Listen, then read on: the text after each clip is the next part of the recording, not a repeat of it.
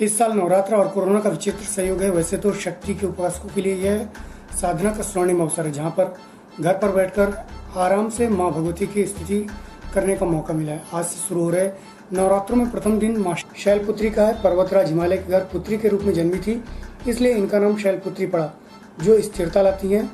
दाएं हाथ में त्रिशूल संहार एवं बाएं हाथ में कमल शांति का प्रतीक है।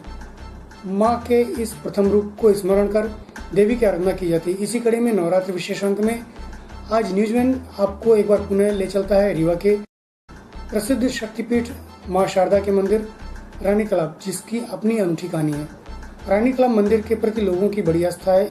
इस शक्तिपीठ में मां कालिका को विशाल रानी तालाब की देवी के रूप में भी जाना जाता है, जिसके बारे में कहा जाता है कि करीब 450 वर्ष पूर्व लवाना जाति के लोगों ने इस तालाब की खुदाई की थी। उस वक्त रीवा राजघराने की महारानी कुंदन कुंवर द्वारा इस मंदिर में रक्षाबंधन के दिन पूजा अर्चना करने पहुंची थी और प्रसन्न होकर लवाना लोगों के हाथों में रक्षा सूत्र बांधा था, जिस पर लवाना ने इस तालाब को उपहार स्वरूप महारानी को दे दिया था, जिसके बाद इस तालाब का नाम रानी तालाब पड़ता। वहीं इस मूर्ति की स्थापना के पीछे भी एक अनूठी कहानी है, जिसमें यह कुछ व्यापारी अपने साथ एक काली माँ की मूर्ति लेकर साथ आए थे और रात्रि विश्राम के लिए यहाँ रुके थे। वहीं जाते समय जब यह मूर्ति ले जाने लगे तो यह मूर्ति नहीं उठी, जिसके बाद इस स्वस्थापित मूर्ति की जानकारी के बाद राज परिवार द्वारा मां का 16 श्रृंगार दे मां को सजाया गया, जिसके बाद से प्रशासन की देखरेख में अष्टमी को चांदी एवं नवमी को सोने का श्रृंगार किया जाता है, जिसके दर्शनार्थ हजारों की संख्या में श्रद्धालु मंदिर पहुंच दर्शन कर मनचाहा वरदान पाते हैं। प्रस्तुत है पुजारी देवी प्रसाद शर्मा से जानकारी के अंश। बताएं पंडित जी, रानी तालाब मंदिर का इतिहास कितना पुराना है, कैसे देवी जी की स्थापना हुई थी यहाँ पर, कैसे चीज़ें चालू हुई? देखिए, सबसे बड़ी बात तो ये आती है, मैं यहाँ का प्रधान पुजारी पंडित देवी प्रसाद महाराज जी। ये पहले रजवाड़ों के ज़माने से, राजा ब्राह्मदेव के ज़माने से लगभग 450 वर्ष हो चुके हैं, तब माई की स्थापना की गई थी और पहले रजवाड़ों द्वारा इसका संचालन पूरा चलता था। ऐसे करते करते बहुत ही हम तो 8 पीढ़ी बीत गए, तो 8 पीढ़ी के बीच हमने देखा कि पहले राजाओं द्वारा किया गया, इसके बाद भारत सरकार द्वारा, राज्य सरकार द्वारा किया जाता है। अब इसके बाद पूर्ण संचालन जो है राज्य सरकार द्वारा होता है। तो ये है रानी तालाब। सबसे बड़ी बात ये होती है कि रानी तालाब इसका नाम कैसे पड़ा। पहले के ज़माने में लवाना लोग चला करते थे, तो वो कहीं ना कहीं एक चिन्हारी बना कर जाते थे।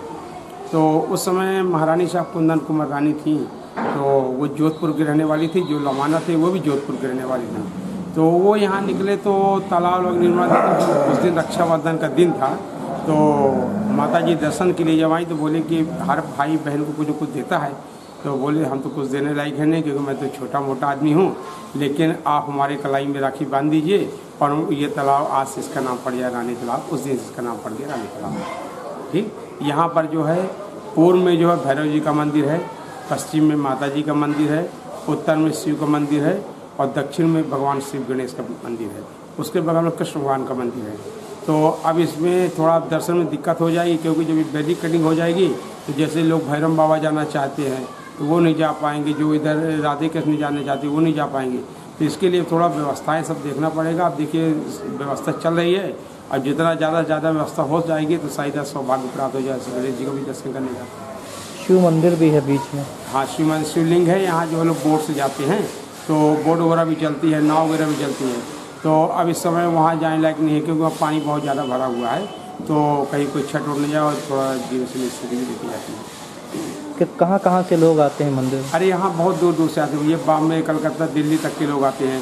पर यहाँ अभी हम पर साल गए थे तो हम यहाँ के आंध्र प्रदेश तक के लोग आए थे, हमसे मिले, बोले गुरुजी हम बहुत दूर से आए हैं, छड़ी मात को दर्शन करा दीजिए। तो हमने कहा भाई दर्शन तो नहीं हो सकता, क्योंकि यहाँ नियम 1 बजे बंद तो बंद। बोले बताइए उतनी दूर से आए, तो हमने कहा भैया अब शाम 4 बजे तक बैठिए, इंतजार करिए, फिर माँ का सौभाग्य दर्शन होगा आप लोग को। फिर वो शाम 4 बजे तक बैठे हुए थे, फिर दर्शन करके ही फिर रवाना हुए। बोले गुरुजी आशीर्वाद दीजिए, मैं चलता हूँ, हम इतनी दूर से आए, लाशा लेके आए। तो हमने कहा कि अब 2 घंटे और रुकेंगे और माई का दर्शन करके फिर जाएंगे।